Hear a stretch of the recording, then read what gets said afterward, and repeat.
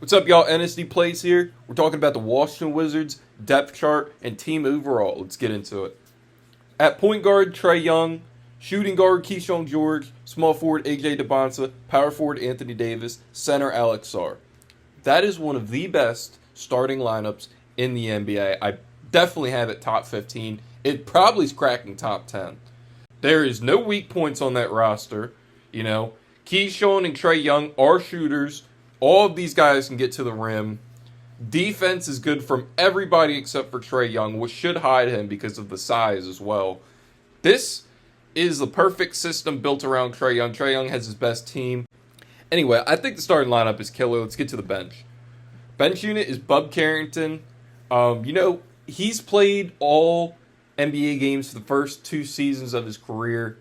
He's going into year 3 here. I'm not really sure what to expect from Bub Carrington, but I think that he's going to be able to shoot the 3 ball, and he's going to be able to dribble a little bit in the second unit. At shooting guard, Trey Johnson, I think he's going to take a big leap this year. Last year, he was hurt for most of the season. This whole time, he's been spending a lot of time on defense. He's been spending a lot of time on his three-point shot and his mid-range shot, and we're going to see those flourish in his second NBA season this year.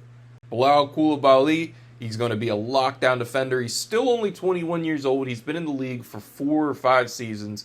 This guy is, he has experience. It's time that we see him shoot 35% from the three-point arc this season. If he can do that and play excellent defense off the bench or at the starting 2, because I think he's the one player who you can switch out for Keyshawn George, so Keyshawn George can run the second unit, even though I like Keyshawn better in the starting lineup. Bilal is going to be a great player for this roster. He's going to be highly important. If he's not in the starting lineup, he's going to be the 6th man. So very excited to see from him. We're going to skip power forward. We're going to get to center first. DeAndre Ayton. Beautiful trade. Steal of a trade. Wizards made a great move there. And they acquired what I believe will be, since Mitchell Robinson and Isaiah Hartenstein are both going to be starting centers this year. Most teams don't have a great backup center, and if they do, he's solid. DeAndre Ayton was a starting center last year. Granted, not a good one, but he will be the best backup center in the NBA this season, I'm calling it. I mean, this guy is, 6'11", 7 foot tall, coming off the bench behind Alex Sarr and AD. He's going to eat. Whatever big man is guarding him cannot guard him. I promise you that. He's going to be able to put the ball in the basket. He's going to be able to grab a couple rebounds, maybe block a couple shots. It's contract year for him. Honestly, this whole entire roster, so by the mass media of the NBA, does not think these are good players, and we are going to shock the NBA this year. And we're going to be fighting in the most competitive NBA and most competitive East. Chris Middleton, backup power forward, pretty good, contract we got him for. Trade. Didn't really give up much for him. Gave up even less than we did for DeAndre Ayton. I think it's a good pickup, and it shows that people do want to play in DC because the system is just so perfect here. Everything works except for our head coach, who I think is going to turn into a player development kind of role. Same thing with, you look at Anthony Gill. Hopefully he stays with the organization and can go into a player development position. John Wall, same thing. You're starting to see the organization and the players becoming consistent, and that is good news going into the future. So yeah, the starting lineup and second unit are beautiful. Let's go into the third string and show you how many surprises are on this Washington Wizards. Sharife Cooper, I'm pretty sure he's not on the roster, or is probably not going to be on the roster day one. People are thinking we need a backup point guard or a third string point guard, and I'm with them with our last roster spot. I think we should do that. Sharife Cooper was pretty solid for us. I wouldn't mind bringing him back. So, if you pull back Sharife Cooper on a 2-way contract, I wouldn't hate it.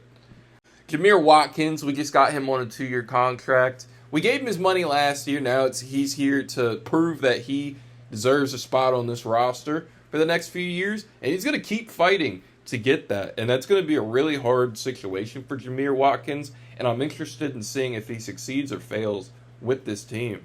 Third string small forward, Will Riley, like a top 5 rookie in the last few months of last season. He was an absolute killer. He was finally getting minutes. We've given him minutes. I think he's learned the basics. I think if you were to sub him in any game, he's going to give you buckets.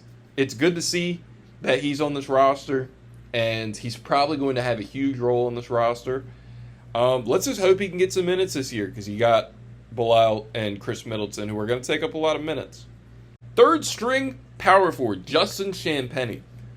Justin Champagnie is someone on this roster who is going to get rebounds, is going to realistically be one of the better players on this roster, and should be the backup power forward instead of Chris Middleton. Hard to hate Justin Champagnie right now. Justin Champagnie is a hard guy to beat right now. Nacho Libre, Spider-Man, thank you for being here. But, you know, you got to look at Dobie. Dobie's a hard guy to beat right now.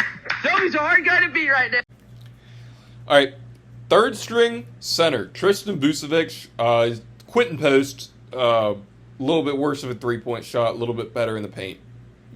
Not much more to say there. Longer Wizards tenured players on the roster. I'm going to make my own fourth string with our leftover players. And starting off, Cam Whitmore is our fourth string guard forward. Are you kidding me? This dude is the 1 through 4 on the fourth unit. Are you kidding me? Dude, Cam Whitmore is one of the best offensive players in the NBA. He just does not get minutes. Dude, you see him play like 20 minutes a year, and he'll drop like 10 points per game. That's a point every 2 minutes. And he's still like, when you look at him in those samples, he's still playing with people who are taking away his minutes and shots. Dude, he is literally the epitome of underdog. Felix Okpara, current rookie we drafted with AJ. Very high upside. You look at like, we just need another guy who can block shots and dunk the ball. I think he's going to do that, and for that, I think it's high upside, because that's all we want. Block shots, grab rebounds, dunk the ball. We now have 1, 2, 3, 4 players on our roster who can do that. So, if you guys enjoyed, make sure to like and subscribe. If you guys are watching this during Summer League, tell me what AJ DeBonsa is doing. I really want to see this roster succeed. So let me know what's going on in Summer League when you're watching this video. If you're watching this before Summer League, let me know what you think about this roster. I know there's a lot of people talking about the Wizards, including the people who I've been watching for years. It's my turn to give my little twist, and I hope you guys enjoyed it. So, fuck